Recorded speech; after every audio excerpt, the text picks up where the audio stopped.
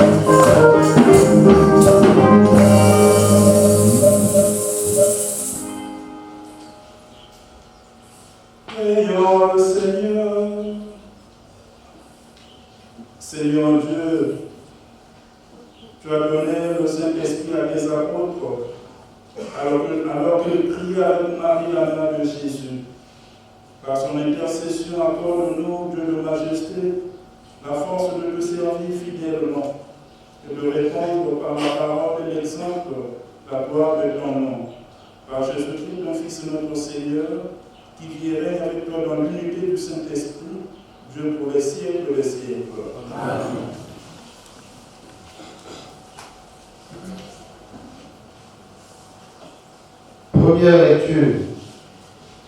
Lecture de la lettre de Saint Paul apôtre aux Éphésiens. Chapitre 4, du verset 7 au verset 16. Frères, à chacun d'entre nous, la grâce a été donnée selon la mesure du don fait par le Christ. C'est pourquoi l'Écriture dit, il est monté sur la hauteur, il a capturé les captifs, il a fait des dons aux hommes. Que veut dire il est monté? Cela veut dire qu'il était d'abord descendu dans les régions inférieures de la terre. Et celui qui était descendu est le même qui est monté au-dessus de tous les cieux, pour remplir l'univers. Et les dons qu'il a faits, ce sont les apôtres, et aussi les prophètes, les évangélisateurs, les pasteurs et ceux qui enseignent. De cette manière, les fidèles sont organisés pour que les tâches du ministère soient accomplies et que se construise le corps du Christ jusqu'à ce que nous parvenions tous ensemble à l'unité dans la foi et la pleine connaissance du Fils de Dieu et à l'état de l'homme parfait, à la stature du Christ dans sa plénitude. Alors, nous ne serons plus comme des petits enfants, nous laissant secouer et mener à la dérive par tous les courants d'idées auprès des hommes qui emploient la ruse pour nous entraîner dans l'erreur. Au contraire, en vivant dans la vérité de l'amour, nous grandirons pour nous élever en tout jusqu'à ce que celui qui est la tête, le Christ, et par lui, dans l'harmonie et la cohésion, tout le corps poursuit sa croissance grâce aux articulations qui le maintiennent, selon l'énergie qui est à la mesure de chaque membre. Ainsi, le corps se construit dans l'amour. Parole du Seigneur.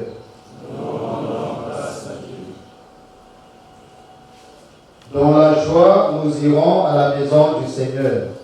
Dans la joie, nous irons à la maison du Seigneur. Quelle joie quand on m'a dit, nous irons à la maison du Seigneur. Maintenant, notre marche prend fin devant tes portes, Jérusalem. Dans la joie, nous irons à la maison du Seigneur. Jérusalem, te voici dans tes murs, ville où tout ensemble ne fait qu'un. C'est là que montent les tribus du Seigneur.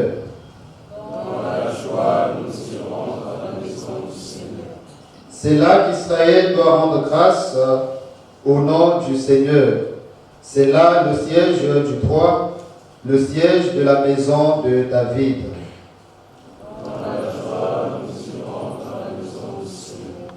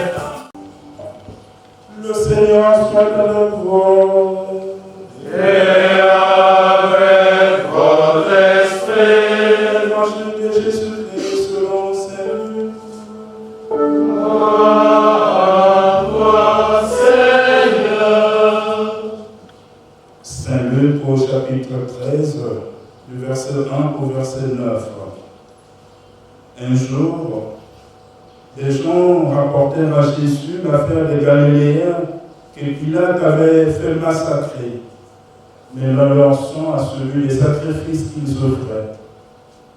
Jésus leur répondit, pensez-vous que ces Galiléens étaient de plus grands pécheurs que tous les autres Galiléens pour avoir subi un tel sort? Eh bien, je vous dis, pas du tout. Mais si vous ne vous convertissez pas, vous périrez tous le mal.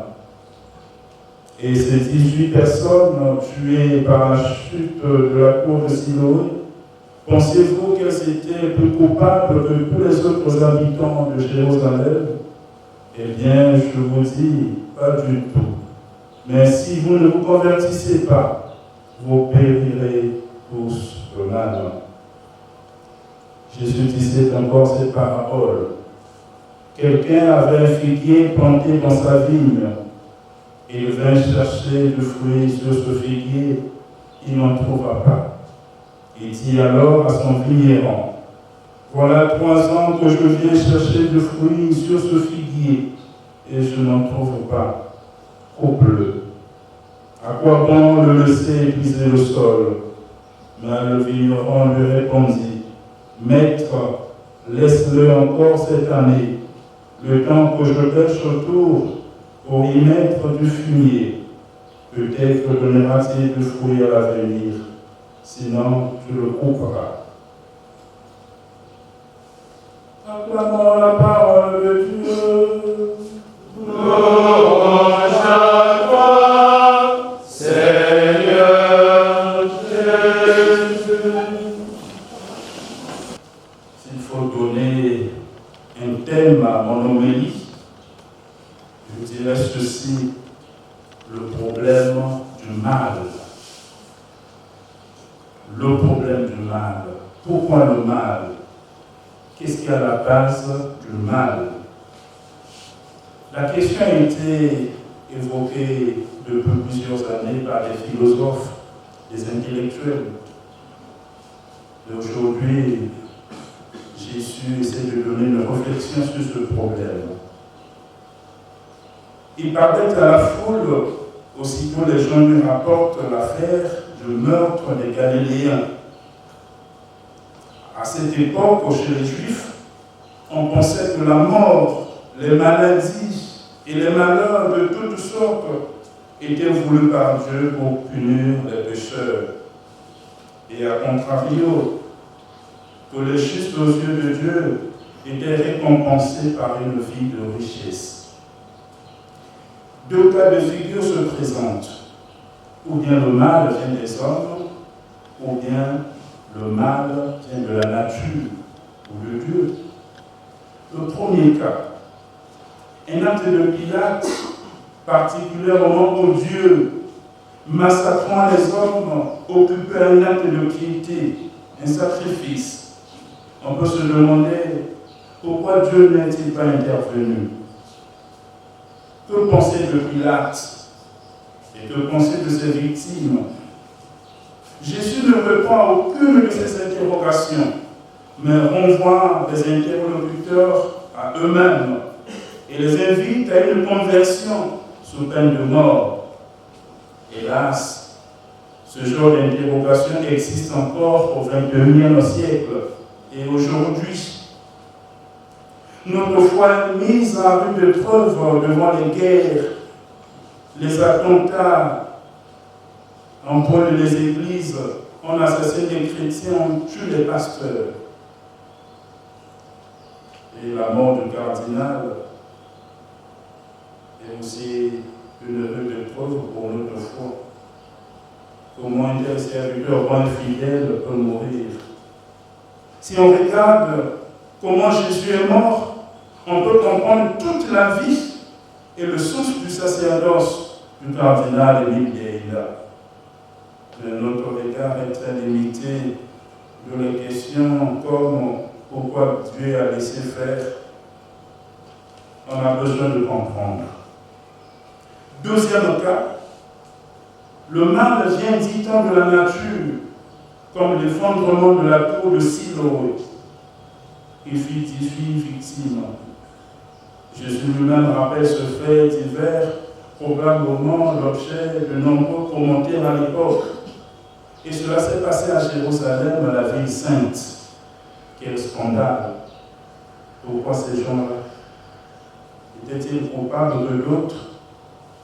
Notre impuissance nous laisse désemparés devant le mal, devant les catastrophes naturelles, les inondations, les séismes, les accidents. Et il y a eu un fait à Makabanzilou pendant la pluie, où un jeune voulait sauver sa maman, et les deux ont péri. Ils sont tous morts.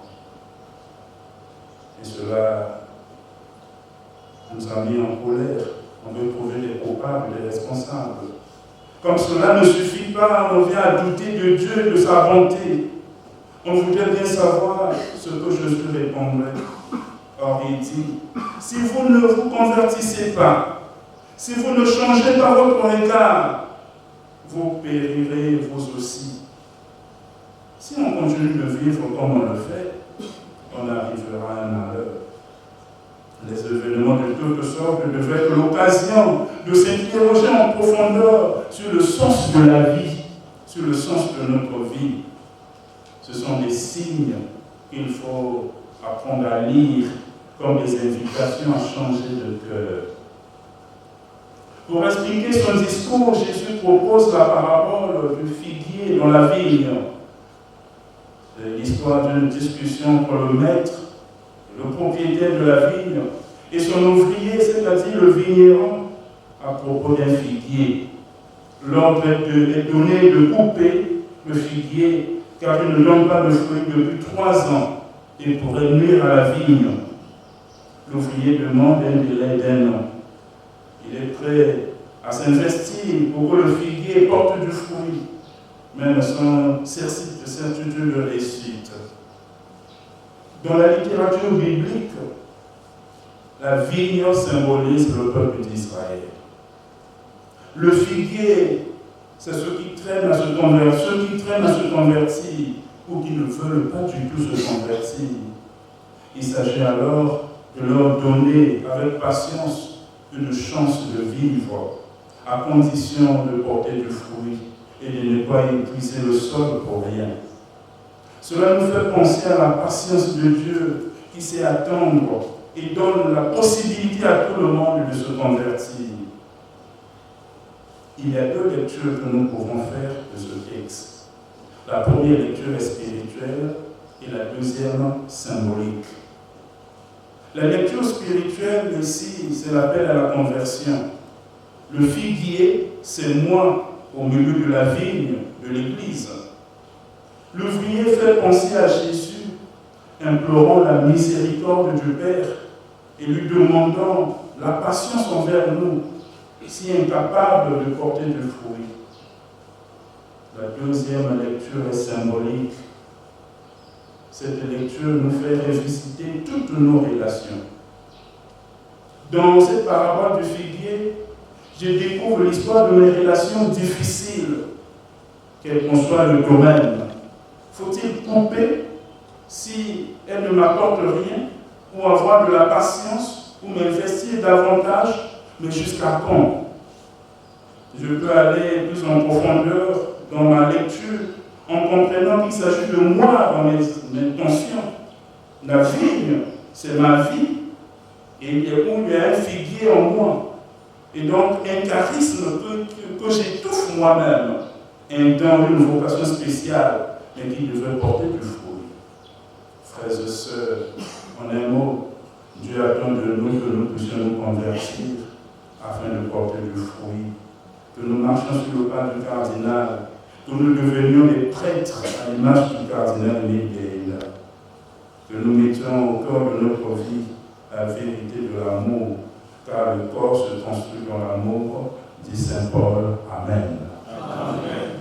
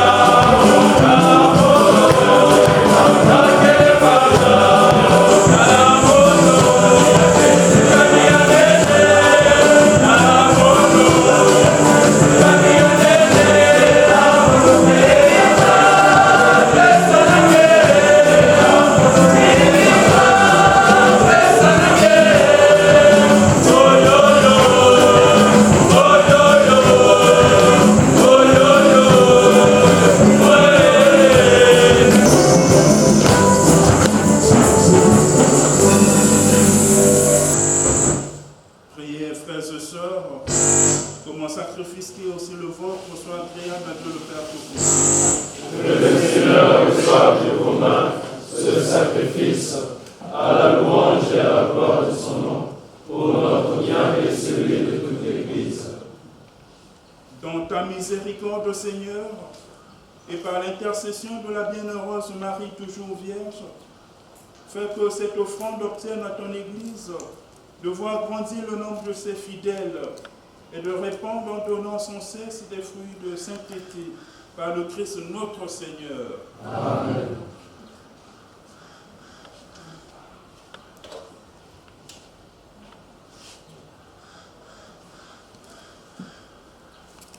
Le Seigneur soit avec vous. Et avec votre esprit. Élevons notre cœur.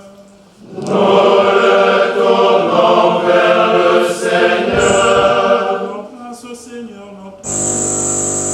Cela est juste et bon. Vraiment, Père très saint, il est juste bon pour ta gloire et notre salut de te proclamer admirable dans le triomphe de tous les saints, et plus encore de dire la grandeur de ta bonté pour fêter la bienheureuse Vierge Marie en reprenant son cantique d'action de grâce. Oui, tu as fait des merveilles pour la terre entière, et tu as étendu ta miséricorde à tous les âges, en obéissant ton humble servante, pour donner au monde le Sauveur, ton Fils, le Seigneur Jésus-Christ. Par lui, les anges adorent ta majesté et se réjouissent en ta présence à jamais. Alors, hymne de louange, laisse-nous joindre nos voix pour chanter et proclamer.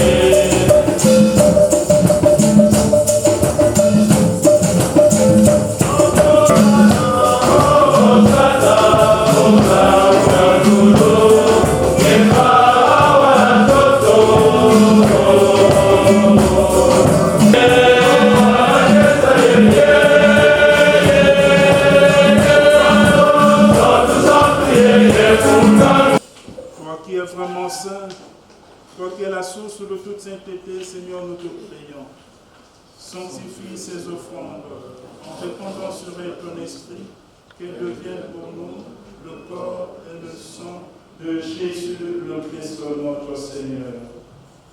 Au moment d'être livré et d'entrer librement dans sa passion, il prit le pain, il rendit grâce, il le remplit et le donna à ses disciples en disant: prenez et mangez-en tous, ceci est mon corps livré pour vous.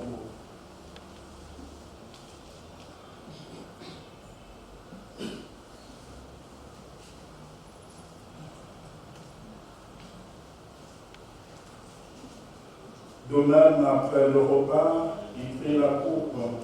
De nouveau, il rendit grâce et la donna à ses disciples en disant: prenez et buvez-en tous, car ceci est la coupe de mon sang, le sang de l'alliance nouvelle et éternelle, qui sera versé pour vous et pour la multitude, en rémission des péchés.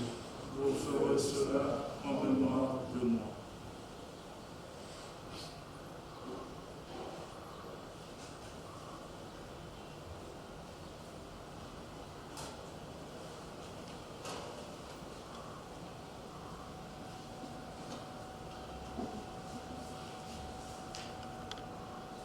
Il est fournisseur de la foi. Nous annonçons ta mort, Seigneur Jésus. Nous proclamons ta résurrection. Nous attendons ta venue dans la gloire. En faisant ainsi mémoire de la mort et de la résurrection de ton Fils, nous t'offrons, Seigneur, le pain de la vie et la coupe du salut, et nous te rendons grâce car tu nous estimes dignes de nous tenir devant toi pour te servir. Humblement, nous te demandons qu'on ait part au corps et au sang du Christ, nous soyons rassemblés par l'Esprit Saint en un seul corps. Souviens-toi, Seigneur, de ton Église répandue à travers le monde. Fais-la grandir dans ta charité en union avec notre pape François, notre archevêque bienvenu et tous les évêques, les prêtres et les diacres. Souviens-toi aussi de nos frères et sœurs qui se sont endormis dans l'espérance de la résurrection. Mention cardinal Biaïmba. Et souviens-toi dans ta miséricorde de tous les défunts, tous ceux qui sont passés dans cette maison. Accueille-les dans la lumière de ton visage. Sur nous tous enfin, nous implorons ta bonté. Permets qu'avec la Vierge Marie, la bienheureuse Mère de Dieu, avec Saint Joseph, son époux, les apôtres et tous les saints qui ont fait ta joie dans les âges, nous ayons part à la vie éternelle et nous chantons ton louange de la gloire par ton Fils Jésus le Christ.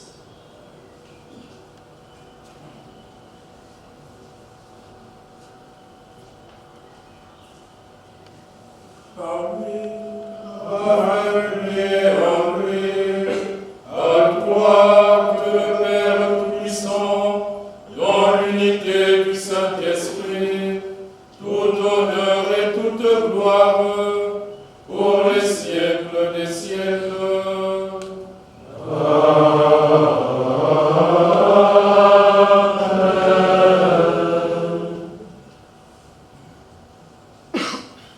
Comme nous l'avons appelé de Sauveur, et selon son commandement, nous osons dire notre Père.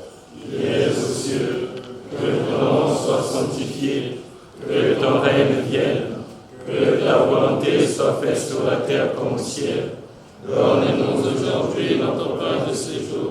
Pardonne-nous nos offenses, comme nous pardonnons aussi à ceux qui nous ont offensés.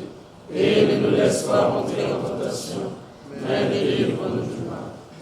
Délivre-nous de tout mal, Seigneur, et donne la paix à notre temps. Ce que nous, par ta miséricorde, nous serons libérés de tout péché. À l'abri de toute épreuve, pour nous qui attendons que se réalise cette bienheureuse espérance, l'avènement de Jésus-Christ, notre Sauveur. Car c'est à toi qu'appartiennent le règne, la puissance et la gloire pour les siècles des siècles. Seigneur Jésus-Christ, tu as dit à tes apôtres, je vous laisse la paix, je vous donne ma paix. Ne regarde pas nos péchés, mais la foi de ton Église, pour que ta volonté s'accomplisse, dans le but toujours cette paix, et conduis-la vers l'unité parfaite, pour qu'il vit et règne pour les siècles des siècles. Amen. Que la paix du Seigneur soit toujours avec vous. Et avec votre esprit. Dans la charité du Christ, donnez-vous la paix du Christ. Amen.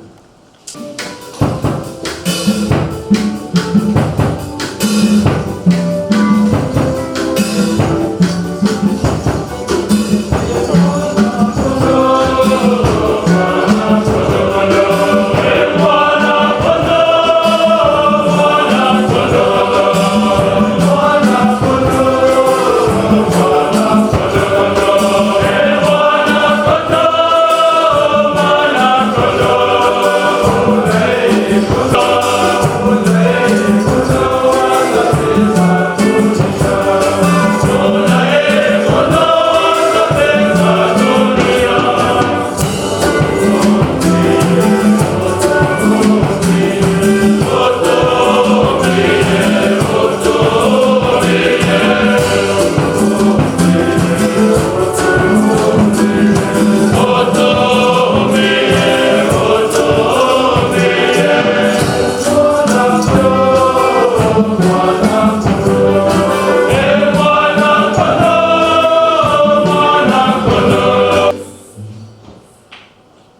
Voici l'agneau de Dieu. Voici celui qui enlève les péchés du monde. Heureux les invités au repas des noces de l'agneau. Seigneur, je ne suis pas digne de te recevoir, mais dis seulement une parole et je serai guéri.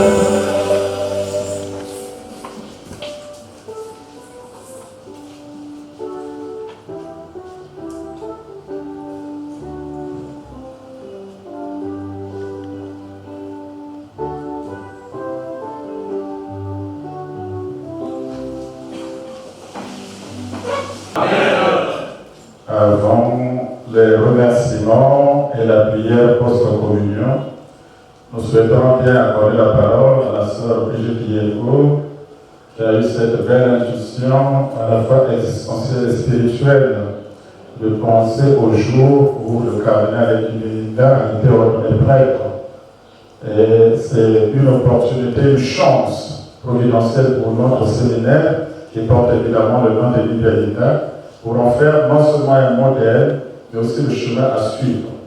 Et donc nous donnons la parole à la sœur Brigitte Diego. Je rappelle que la sœur Brigitte Diego est maître générale de la congrégation des sœurs de Rosaire, congrégation diocésaine fondée par Monseigneur Théophile Débat. Et elle est prof à docteur, puisqu'elle est docteur en chiropraxie, docteur en linguistique et docteur en sociologie. Très spirituelle, c'est comme une pépinière spirituelle. Je tiens à remercier spécialement Dieu qui nous a donné la vie aujourd'hui, de nous réveiller, de chanter ensemble, chanter tellement merveilleusement bien, tellement bien. Je peux rester des heures et des heures à écouter vos voix, c'est sublime. C'est vraiment extraordinaire, vraiment.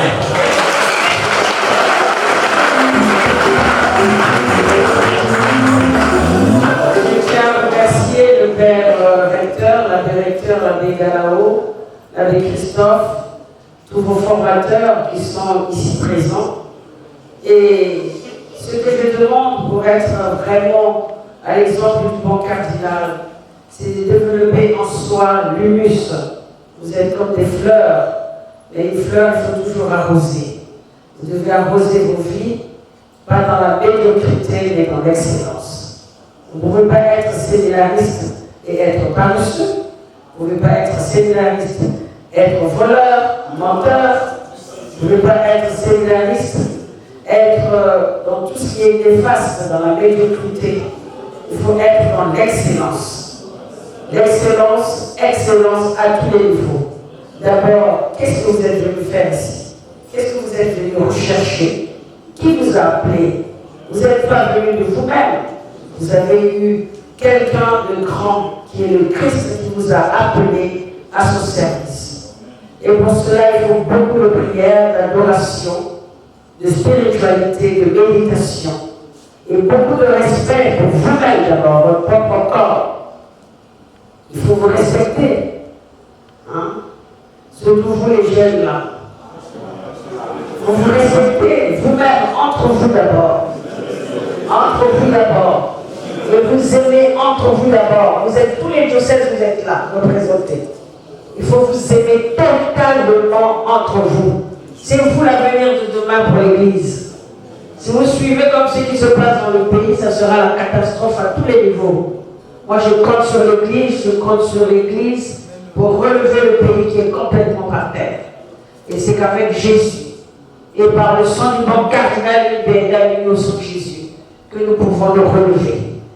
Le dernier message du cardinal, c'était à tous les croyants du nord, du sud, de l'est, de l'ouest. Il faut l'unité, la paix. Vous les séminaristes, quel que soit le diocèse que vous venez, vous appartenez, c'est la même famille. Je suis du nord, je suis du sud, je suis de l'est, je suis de l'ouest. Je suis d'abord séminariste de Jésus-Christ dans mon propre pays. Et vous devez travailler fort pour que vous soyez vraiment des êtres capables de relever ce pays dans la spiritualité, dans la foi. Respectez vos papas qui sont là, ce sont vos papas spirituels, vos formateurs. Ce ne sont pas vos amis, ce sont vos papas. Donc il faut du respect. Ils ont étudié avant eux, avant vous. Ils étaient là avant vous. Vous devez les aider aussi dans la prière. Vous devez prier pour eux. Ne jugez pas toujours. Et eux aussi n'ont pas le droit de vous saquer.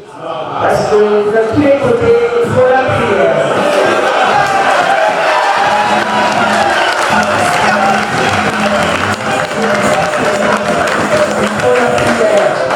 Mais étudier dans la vérité, dans l'excellence. Il paraît que même dans les séminaires on triche, est-ce que c'est vrai? Vous ne trichez pas? Ah, j'espère. Sinon, Tadaka, il va vous donner ma copie. Donc, nous allons faire tous ensemble la prière du bon cardinal et ensuite nous allons partager le repas. Ça, c'est la première édition. Et l'année prochaine, on va faire un peu plus. Il y aura le football entre les théologiens et les philosophes. Donc, on fera l'année prochaine. Donc, préparez déjà vos jambes au sport parce qu'il y aura le football l'année prochaine. Il y aura un championnat pour. Je suis sûr que les philosophes vont battre les théologiens.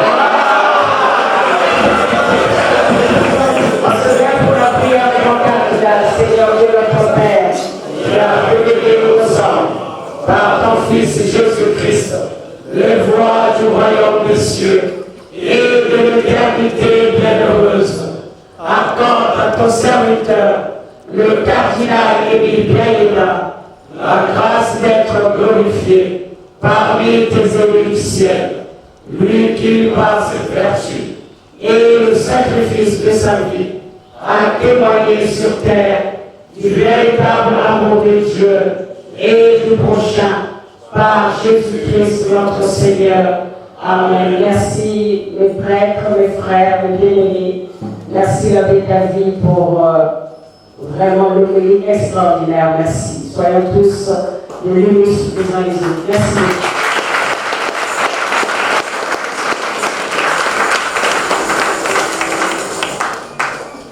Un grand merci pour l'initiative prise, un grand merci pour l'initiative que vous porterez auprès des évêques pour que cette journée soit une journée nationale, interdiocésaine et nationale, puisque notre séminaire est interdiocésain. Et je crois qu'avec l'accord des évêques, on en fera un peu plus un grand événement pour faire réunir le cardinal comme on vient de le faire à Lyon et comme on le fait dans le diocèse de Béas. N'oubliez pas qu'à Lyon, le cardinal a maintenant le ministère des doctorants. Donc, parce qu'il est passé par cette cadre de Lyon, et pour le travail fourni, pour la thèse en sociologie, eh bien, on a élevé justement à ce niveau-là. Et c'est à nous de prolonger justement ce véritable cardinal.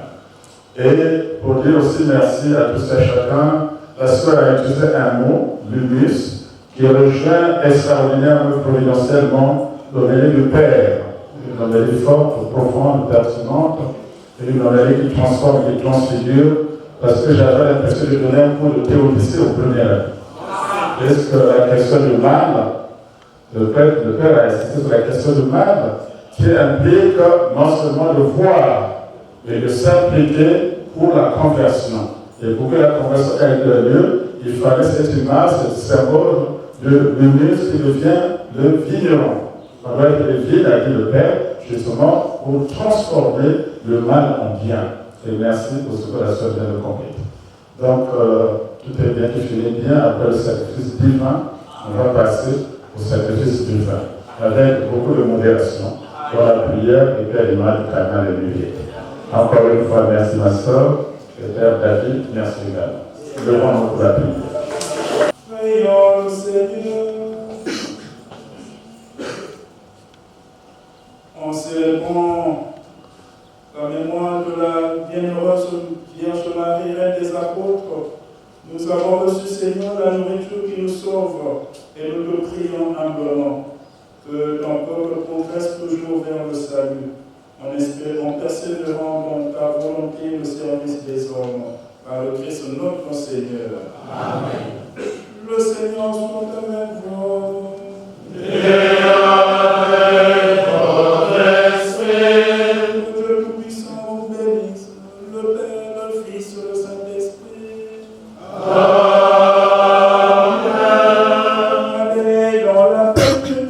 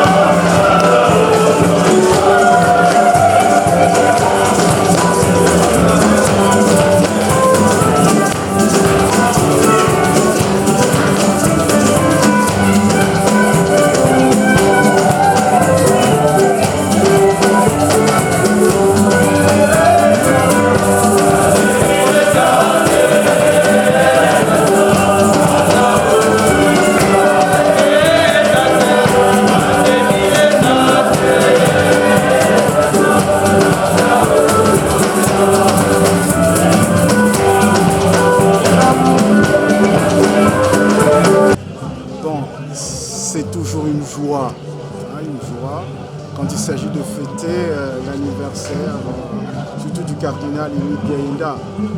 C'est un modèle qui nous est proposé. L'Église veut nous proposer parce qu'il n'est pas encore béatifié canonisé. C'est un modèle à imiter. De toute façon, comment il a vécu au séminaire, et comment il est arrivé. Nous connaissons très bien depuis Mbamou, l'historique de sa vie, depuis Mbamou, Saint-Jean, jusqu'au grand séminaire et jusqu'au jour de son ordination. Il y a des écrits que j'ai lus quand j'étais encore à Strasbourg auprès de l'abbé Adolphe Tchakakak. Il avait écrit comment il se préparait vraiment le jour de son ordination. Ça a été quelque chose de merveilleux. C'est bien pour la sœur Brigitte Géliendo qui nous a offert au moins l'occasion de penser de l'ordination. C'est toujours une reconnaissance, on peut dire, là où il est passé. Donc il a dû marquer les gens, même aussi, parce que son rayonnement doit être clair. Il n'y a pas que Brazza ou le Congo, mais aussi là où c'est, comme dit les saints où ils sont passés, ils laissent. C'est une reconnaissance pour ce fils qui a étudié là-bas et que ceux qui ont la responsabilité de cette université ont voulu réserver une salle cardinale. C'est une reconnaissance. C'est bien. Moi, personnellement, je suis content de vivre cet événement, le grand séminaire cardinal Biaïnda, que la sœur Yengo vient de lancer. C'est une joie pour moi, séminaristes de ce grand séminaire cardinal Bienda de vivre cette journée. C'est une grande joie pour moi. Disons que ça a été un réel plaisir d'accueillir la sœur et toute son équipe pour cet événement où nous faisons mémoire du bon cardinal Émile Bienda. Et bien, nous sommes partants pour les années à venir et donc nous encourageons l'initiative prise par la sœur. Et voilà, donc nous sommes très émus et contents de participer d'une manière ou d'une autre dans cette marche ensemble. J'ai beaucoup de choses à dire, mais que je ne pourrais pas dire. Parce que s'il faut écrire des livres, on peut les écrire. J'ai beaucoup de témoignages pour le cardinal Imenia. C'est une personne que je porte. C'est un papa qui m'a beaucoup soutenu dans mon veuvage. J'ai beaucoup de témoignages. Et aujourd'hui, je ne rends que grâce à Dieu qui a fait que nous puissions assister à cette messe. Et merci pour les organisateurs, les prêtres, les recteurs du séminaire et la sœur Brigitte Yengo qui a voulu que ça se passe ainsi. Grand merci pour Dieu qui a fait que ça se passe. Non, parce que le grand séminaire, tous les séminaristes qui sont au grand séminaire viennent de tous les diocèses, du nord, du sud, de l'est, de l'ouest. Donc le cardinal, c'est l'unité. Et nous sommes dans la synodalité. Donc il faut absolument qu'à travers le cardinal, le jour de son sacerdoce, il est devenu prêtre le 26 octobre 1958. Ça fait 66 ans aujourd'hui. Je voulais vraiment commémorer cet événement pour mettre un petit peu de l'humus dans la vie des séminaristes. C'est les pépinières spirituelles. Donc qu'ils puissent eux aussi imiter le cardinal dans l'unité, dans l'amour et dans la paix. Et c'est drôle, dans ce grand séminaire cardinal Émile Bienda de théologie, il y a aussi le séminaire Georges Firmin-Singa. Donc lui aussi était devenu prêtre au mois d'octobre, le 7 octobre. Donc c'est aujourd'hui vraiment ce mois du rosaire, étant ce mois qui est de notre congrégation. Je voulais absolument marquer ce mois en même temps de marial, du rosaire, pour que l'événement du cardinal puisse toucher les jeunes, qui est la pépinière de l'Église, qui est la pépinière aussi de l'amour, de l'humilité, pour mettre en exergue l'humilité du cardinal, la bonté du cardinal, la tendresse et la miséricorde du cardinal. J'ai voulu insister pour que les séminaristes qui sont venus de tous les diocèses puissent s'aimer et imiter le cardinal, qui n'a pas donné sa vie uniquement pour le Congo du Sud, ou le Congo du Nord, ou le Congo de l'Est ou de l'Ouest, mais il a donné sa vie pour tous les Congolais. Et il a bien insisté à tous les croyants du Nord, du Sud, il fallait cette unité, cet amour. Et je voudrais que cet amour puisse rentrer, être vraiment vécu par les séminaristes eux-mêmes, dans l'excellence et vraiment dans la bonté entre eux. Nous sommes très heureux d'accueillir la sœur et la fondation pour cette journée commémorative de l'ordination sacerdotale de notre bon cardinal. Il est un modèle pour nous, il est aussi un modèle pour les jeunes qui se préparent au sacerdoce. Nous avons bien voulu que cette journée se passe ici quand la sœur nous l'a demandé. Et nous sommes heureux aujourd'hui de célébrer ce jour qui nous fait penser à l'ordination sacerdotale du bon cardinal. C'est donc la fête du sacerdoce. Et les jeunes sont heureux puisqu'ils ont entendu parler du cardinal. On parle de lui. Commémorer la journée de son ordination sacerdotale ne peut qu'être un motif de joie pour nous.